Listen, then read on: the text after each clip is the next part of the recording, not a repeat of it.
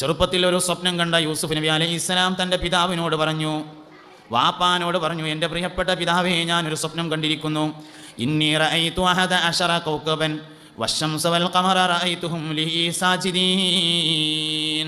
യാ അബതി, എൻ്റെ പ്രിയപ്പെട്ട വാപ്പ, ഇന്നി റഅയ്തു, തീർച്ചയായും ഞാൻ കണ്ടിരിക്കുന്നു, അഹദ അശറ കൗകബൻ 11 നക്ഷത്രങ്ങളെയും, വശംസ വൽ ഖമറ സൂര്യനെയും ചന്ദ്രനെയും, റഅയ്തുഹും ലീ സാജിദീൻ അവകൾ എനിക്ക് സുജൂദ് ചെയ്യുന്നതായി കണ്ടിരിക്കുന്നു.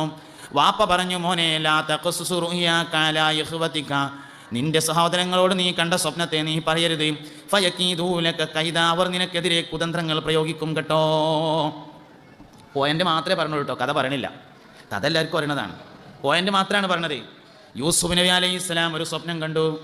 വാപ്പാനോട് സ്വപ്ന വിവരങ്ങൾ പറഞ്ഞപ്പോൾ വാപ്പ പറഞ്ഞു, മോനെ, നിന്റെ സഹോദരങ്ങളോട്, ജ്യേഷ്ഠാനുജന്മാരോട് ഈ സ്വപ്നത്തിൻ്റെ കഥ നീ പറയരുത്, അവർ